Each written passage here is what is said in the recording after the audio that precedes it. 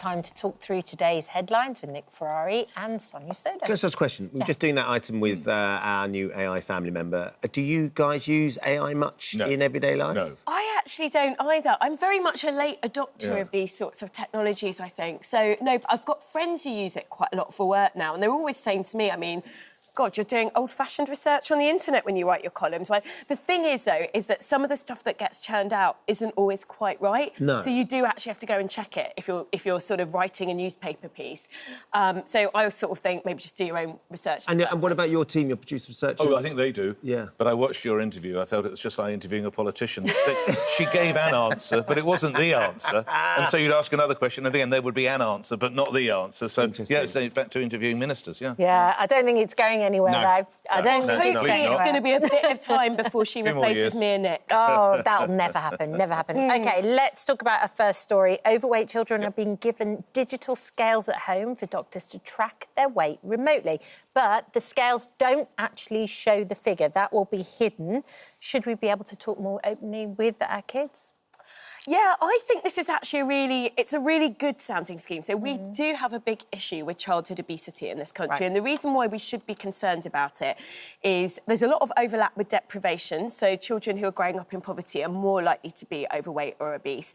And then when you look at the long-term consequences in terms of children's health, their risk of getting things like heart disease, etc., when they're older, it really goes significantly up as a result of childhood obesity. So it's very important that it's something that the NHS supports parents to get a grip on. And this scheme, I think, sounds like a good thing. So it's not importantly, it's not weighing kids every day and then telling them, oh, you've gone up by 300 grams, that's really bad. It's sending they don't get to see the figure.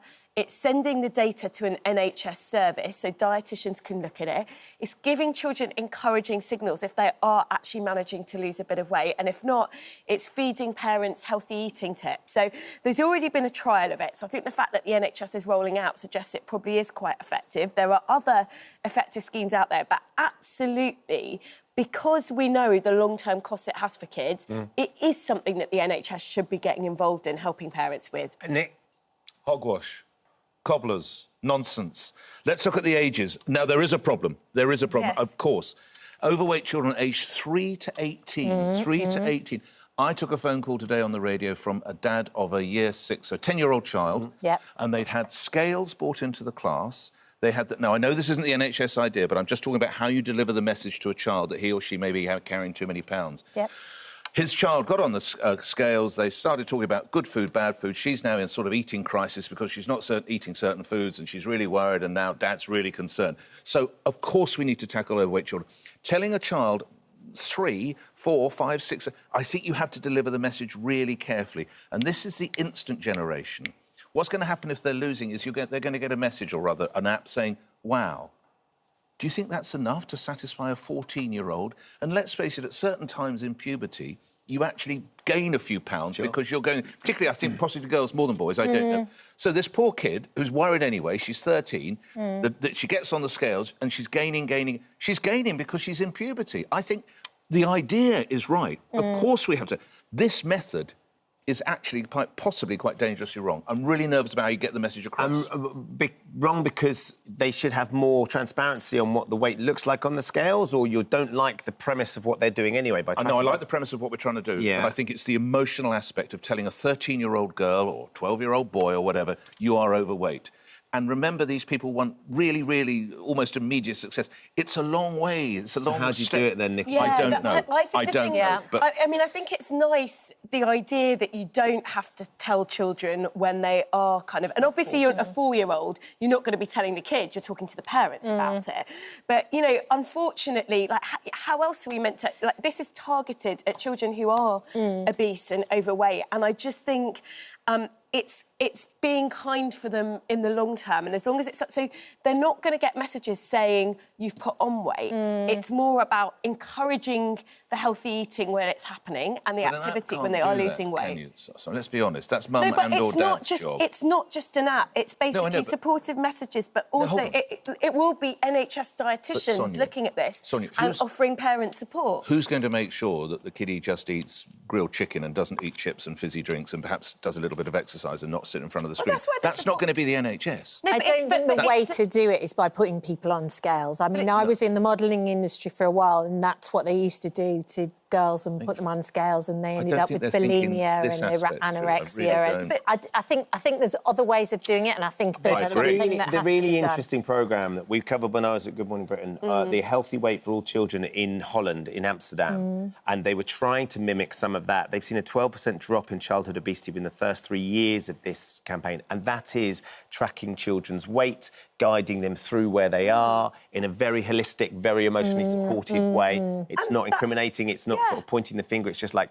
we need to help you with this. And I mean, that's, when we're seeing rates going up everywhere, and they've seen a drop, I think it's something that needs to be adopted. And that is something that has really positive effects for those children on a lifelong basis. And I'm sure that the NHS is modelling it on that kind of scheme. They've already trialled it with 350 families at 15 specialist clinics. It's targeted at children who are severely obese. So I am pretty confident they would not be rolling it out unless they'd had positive results in these trials. We'd love to get our viewers' thoughts on this. Do get in touch and let us know what you think via the app, because it's obviously it's a fascinating one that needs tackling. Which story do you want to go to? Toilets? Oh, OK. Do I want to go to the toilet?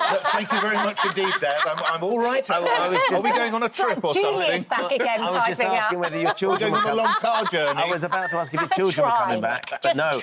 Have you ever...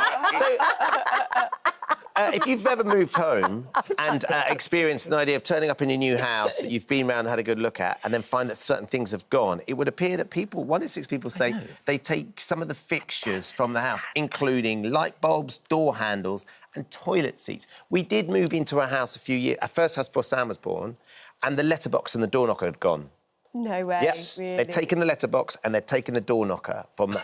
But sometimes they can be specially made and maybe they went together. But a toilet seat? Yeah, I mean, there was a hole in our front door. Yeah. Like, just tell us. Yeah, well, this is the thing. It's like, so I could maybe understand, like, if it was a specially commissioned 24-carat gold-plated toilet seat, I don't know, whatever. Yeah, whatever floats your boat. Whatever, exactly. But, I mean, literally going around your home and taking out everything and like that. You seems spend a lot of money. much. My wife's an interior designer. She spends a lot of money doing those things, and she's like, "We're having the curtains. The curtains are coming with us. I don't care." Curtains is totally curtains fair all right? enough. You'll take the curtains. Well, I mean, it's a long time since I bought a house, but I recall that. My own wife had spent quite a lot of money on these curtains, but it was, I'm sure when we did the contract, we had to actually stipulate. Yes. We had to stipulate that the curtains were going, but everything else, including the toilet seat, clear. And like, you have to be clear about white goods. And Am I right in saying the goods. king travels with his own toilet seat? All the time. Yes, you told me that personally. That's what you should do, Sonia. Over. OK, so Nick, Ferrari and Sonia Sodha are with us, and let's talk about pubs. A pub has placed an immediate ban on all under 25-year-olds drinking after 6:30 on weekends. The pub landlord blamed disrespectful young people for their change. The youth of today. What do you think about this, Sonia? I think this sounds like a bit harsh. I understand. So it sounds like they've had particular troubles with young people and drugs and being very rowdy, and that's why they've taken this action.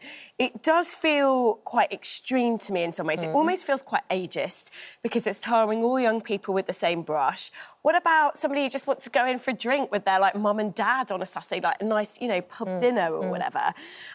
So, I mean, obviously, every pub's got to take their own decisions about how they manage what's going on, how they sort of keep the peace, as it were, particularly when people might have had a few pints too many.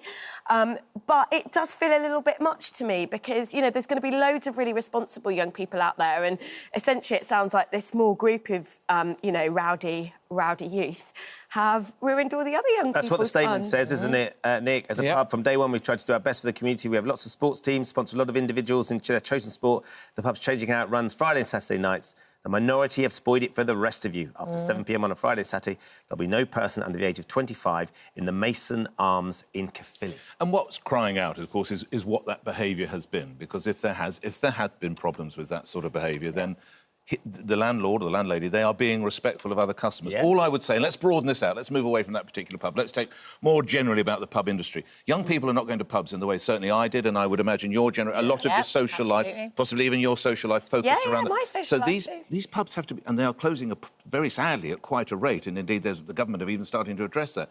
Just be aware, if you start turning off, if you like, the next generation. Now, if they're behaving even on verging on criminality, yes, of course, a decision has to be made. But be careful, because they will be your future customers. And they're not drinking in great numbers, not in the way that my generation did. I don't know about your generation. So to suddenly start saying, right, it's 7 o'clock on Friday, get out, you're going to be, I think, turning away trade. So be careful how you do it. But if they've got criminality or potential criminality, of course they have to. I just wonder if they, like, why they couldn't ban the specific young people that were creating issues, because, yeah, that's very legitimate for pubs to do, you know.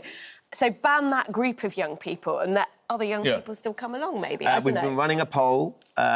Should, after £1 banned under 25, after 7 p.m, what do you think? 67% say no, it's not fair. There you go. But there is 33% of you think it's absolutely brilliant. They're probably thinking, I'm going to be driving down to that pub. It's cheaper, I don't have to pay for my younger ones, significantly less Jaeger bombs being drunk in the Mason Arms, in my experience. Oh, people drink Jaeger bombs in their 40s. Oh, do they, Sonia? I think so. I mean, I couldn't possibly comment, but...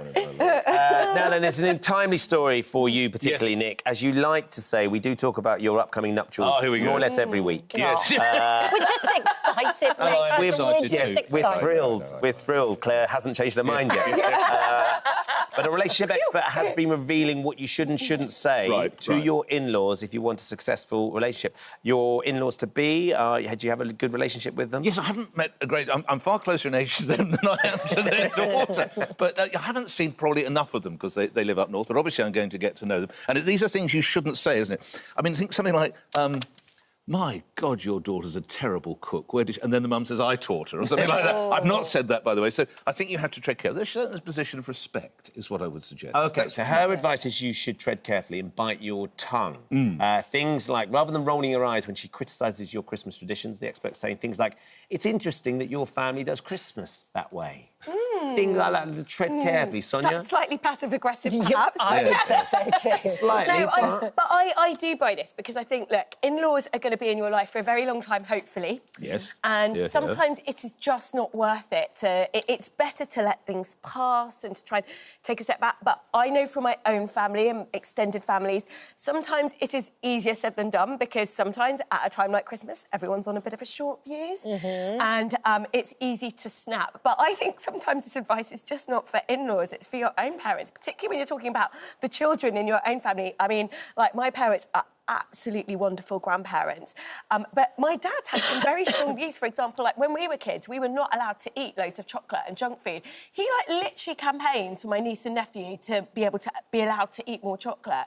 And it's a bit like, you know, like, he's very much on their side. My parents say grandparents are like parents with extra sugar. Yeah, exactly. That's so sometimes you need to learn how to draw those boundaries, not just with your in-laws, but with your own parents, and negotiate that too. So I think sometimes it's not just about in-laws. Can I share a word with you? And my in-laws won't be watching, I'm sure. So this is just between the four of us.